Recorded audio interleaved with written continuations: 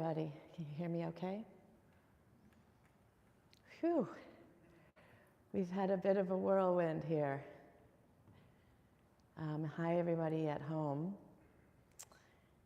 This ship has been sailing along just fine, but there's been some choppy waters. My name's Fusho, by the way. I'm really happy to be practicing with all of you here on our year-end retreat at Garrison. Up close and personal, we've all been dealing with some sickness. So we had, there's a lot of flu going around, big uptick in a new virus. In the hospitals, it's over 30% uptick. So we had a case here, they went home, and then we had a case of COVID. So we had an experience this summer at our retreat where a lot of people got really sick. It was a different virus, I'm not sure which one. And obviously in this environment, we're kind of a hotbed. And so people on retreat were sick, people who were taking care of the people got sick, and then when everybody got home, a lot of people got sick. And it was no fun, it was bad, people were really knocked out. So we decided to be a little more careful about that situation and tighten up, our care and attention. And so here we are, because of that care and because this is a community that really does care. And I'm so moved to see that type of care here for ourselves and for each other as a community, as a group. So we're spending our last couple of days wearing a mask, just to be safe. So that ties in nicely to this great matter that we've been studying of life and death. And the great matter, not just life and death, it's these things that we're aware that we cannot avoid, that cause suffering. And they are old age, sickness, and death. And these are the things, what greater matter is there, that we sit with and that we experience in one way or another, whether we like it or not. I was thinking about how we like to kind of laugh. Some of us have this experience when we tell our friends or loved ones who don't practice meditation or Zen that we're going on a Zen retreat. They're like, oh, that sounds so nice. I would love to do that. They have this friend, she's like, a Zen retreat.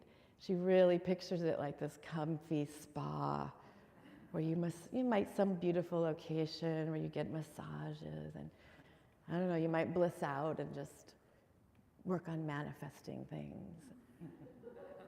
So I was thinking of saying what we're doing here, like how it's been going, just sitting around thinking about life and death,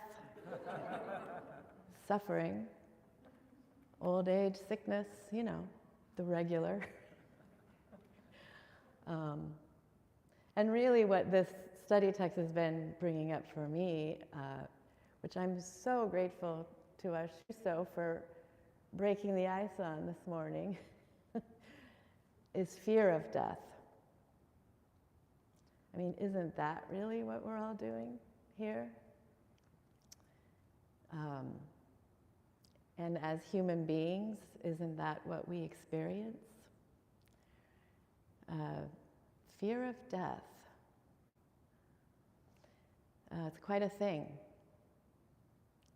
And yep, some people work towards facing it, their death without fear. Sounds great. Sounds good. But I don't think for most of us that idea of let's not be afraid of death works that well. so I've been considering what's this fear of death? I checked in with AI about that too, why we fear death. AI says it's because we're the only species that has an awareness of our death, that we will die, and of impermanence, and that we're afraid of the unknown. Not bad. But I've been feeling a lot of gratitude with all of this coming up. I really am so grateful to every one of you that's here, and to this container, and to this practice. And for those rare beings, those weirdos like us that consider really taking a deep look at this in our life. You know, and this community in particular, which was founded about 40 years ago now, is pretty good at it, I think. Relatively speaking, I'm always impressed. It's a community with people coming and going that has been doing this practice for so long, you know, that a lot of people have come and gone. There's been a lot of sickness, old age, and death. And it's a place where we've supported each other in really facing it. And so I don't know what more we could do as bodhisattvas than support each other in facing these great matters. I know we had somebody who did die sitting on retreat, on one winter retreat, while we were meditating. I was thinking about one of our beloved Sangha members who was on retreat and I believe had recently been diagnosed with pancreatic cancer. And he was just commenting during Open Sozan, you know, about the comings and goings in life, but in our community, and people come, people go, and for all different reasons, we lose them. And he said, we don't all make it, you know. And it like really struck me, obviously as true. But I went home and told my partner, you know, what the takeaway was from the retreat. And I said, we don't all make it. And he said, in fact, none of us do. And I was telling Howard on the way up about this conversation, and Howard said, or actually, we all do, right? One way or another, we're going to make it.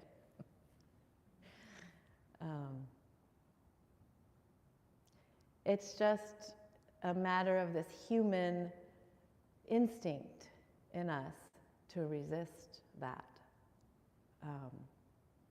And to be afraid of that. And I don't think in particular that the fear is a problem. I think it's a problem when we think it's a problem. And I think when we start to say, I'm not supposed to, is where we get into a lot of tricky, slippery places. And it is an uncomfortable place to look at, and I think culturally, broadly speaking, we don't like that. You know, and our Shuso was saying even in the hospital, they're not fond of the word death or died. So they find a different word for it. Expired. Took the last breath. And you know, culturally we say we passed away. It's really uncomfortable, right? It's an uncomfortable thing, this not knowing.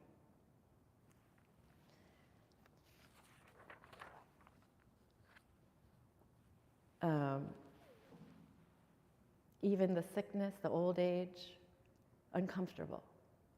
And so there's a lot of different ways that fear, I think, expresses itself. And so that's what I think is really worthwhile taking a look at. And we have every opportunity over and over again on our cushion to do that. Why is that so uncomfortable? And what does that stir up in me, and how do I respond to that uncomfortable feeling? Do I avoid it completely? Yeah, a lot of us do. We do like to avoid those uncomfortable things. So what happens when we avoid it?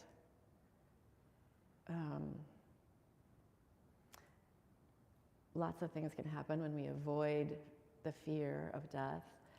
We can take it out on somebody else. We can think we're supposed to behave a certain way. We can accumulate as many things as we can. We can try to buy things that make us seem younger, that keep us healthy, that, put it off. And then when someone's going through it, if we're avoiding it, boy, we really don't know what to say to them. Hello? So Dogen says, in birth, there's nothing but birth, and in death, there's nothing but death. Accordingly, when birth comes, face and actualize birth, and when death comes, face and actualize death. Do not avoid them or desire them. This birth and death is the life of a Buddha.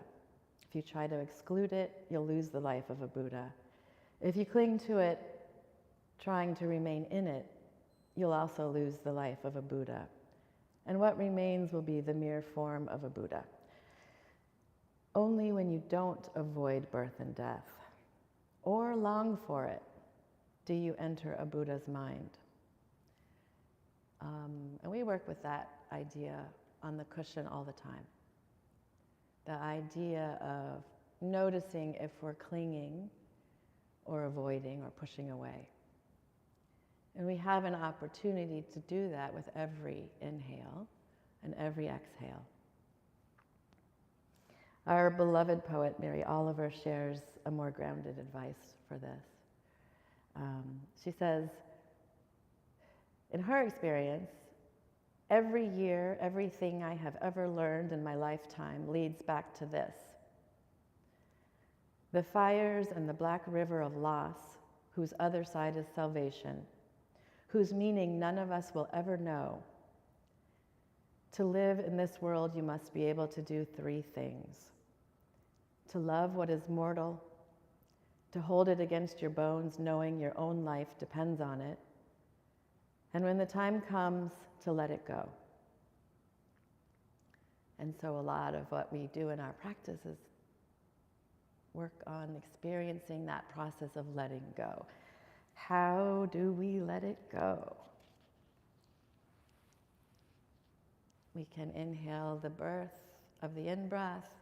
We can exhale the death and the release of that moment and just let it go. And if our eyes are open and we're able to put something down for a minute, then we're awake to what's happening in the next moment. And it can be new, fresh. And then we can let that go. Sounds easy, right? But stepping out of our narrow viewpoint and the perspective of the small I can be really challenging. So when my mom died, I was 18, 19, and I was totally unprepared. We definitely didn't talk about death when I was growing up. That wasn't something I even really expected, could happen at that point. And so she also didn't handle it well. She had pancreatic cancer. In the sense of, what I mean is, I don't blame her for it. But what I mean is, she couldn't believe it. And refused to believe it. Almost till the very end. So she wouldn't admit that that's what was happening. They did a surgery finally because she was so sick. And they had found it was just spread everywhere in her body. But she didn't do any treatment. She did go to Mexico to do shark infusion treatment, which did not work. But she wouldn't let us talk to her doctors, and she wouldn't really let us talk about it. And so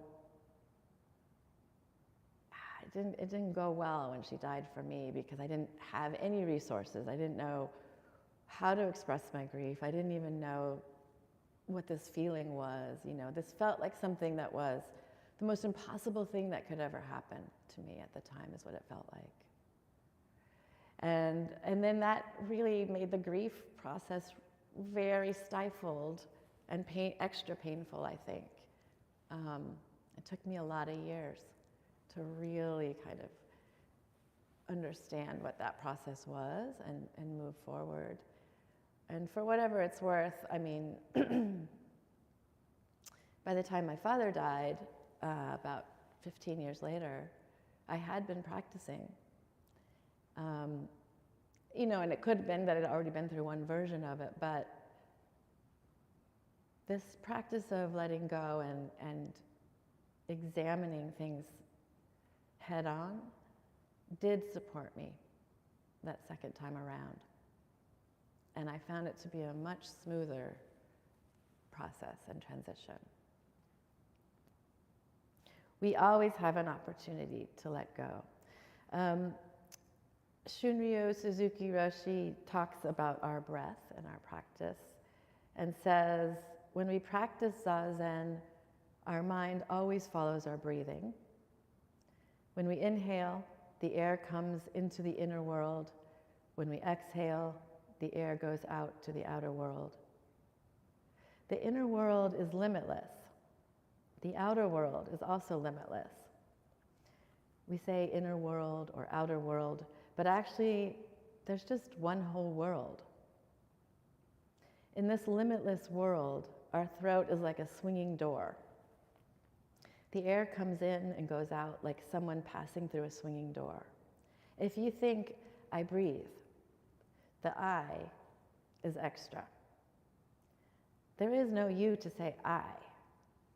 What we call I is just a swinging door which moves when we inhale and exhale. It just moves, that's all. When your mind is pure and calm enough to follow this movement, there isn't an I. There's no world, no mind or body, just a swinging door. So when we practice Zazen, all that exists is the movement of the breathing. And we're aware of this movement.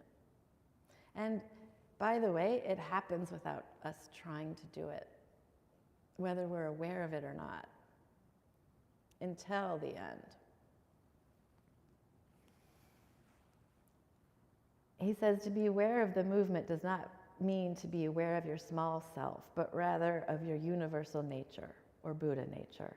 And this kind of awareness is very important because we're usually so one-sided, because we're naturally stuck in our I don't want to die. Our usual understanding of life is dualistic, you and I, this and that, good and bad. But actually these discriminations are themselves the awareness of the universal existence. You means to be aware of the universe in the form of you, and I means to be aware of it in the form of I. So you and I are just swinging doors. And this kind of understanding is necessary. It shouldn't even be called understanding. It's actually the true experience of life through our practice. And Dogen says, thus, our understanding can be manifested moment after moment. I don't have a clock. I don't know where I'm at with time, but I think I'm going to tell you about a koan, unless it's too long. Okay. There's a koan that's often, excuse me, associated with the great matter, of course.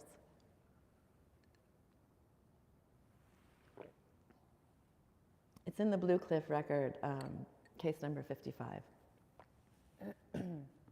and it's Dao Wu's condolence call. It's a real humdinger, that's what we would say.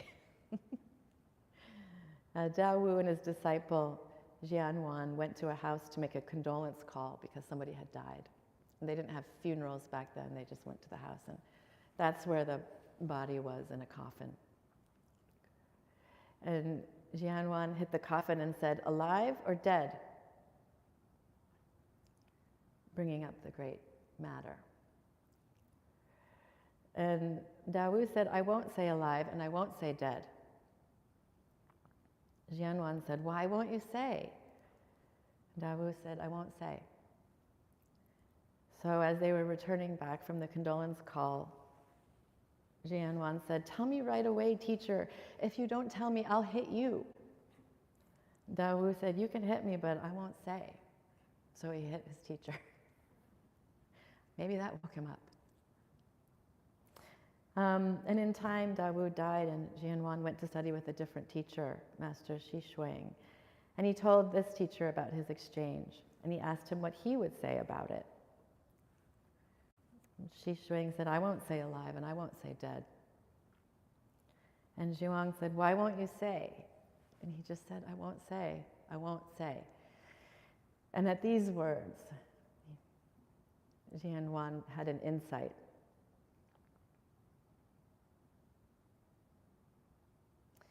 How can you say?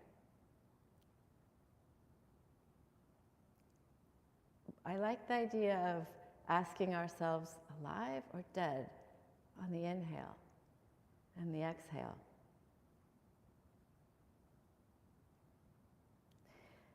Mel Weitzman said, so paying attention to our breath and its cycles is to study the meaning of birth and death. Zazen is the practice of Zenki, total dynamic activity. When we sit, our body, mind, and breath are harmonized with the universal rhythm. There's no separation. We realize that our whole body-mind is simply universal activity. We don't control the way the blood runs through the body. We don't control the way we were born or manifested into the world. And we don't control the aging process, even though we may try. And we don't control the dying process. It's simply the universe doing its thing. Okamura Roshi said, birth and death are two sides of the coin of life. Within birth, there is death. Within death, there is birth. It can't be just one way. So every moment is a moment of birth. Every moment is a moment of death. Two dynamics of life. Life itself is still. Life doesn't change.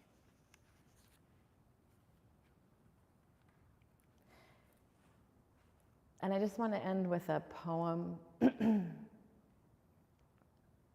that Enkyo Roshi shared with me when I was speaking at a funeral of a beloved one, and I've shared it many times with people. But I think it gets at maybe what we're looking at. It's from Uchiyama Roshi, Life and Death. Water isn't formed by being ladled into a bucket. Simply, the water of the whole universe has been ladled into a bucket. The water does not disappear because it's been scattered over the ground. It's only that the water of the whole universe has been emptied into the whole universe. Life is not born because a person is born. The life of the whole universe has been ladled into the hardened idea called I. Life does not disappear because a person dies. Simply, the life of the whole universe has been poured out of this hardened idea of I back into the universe.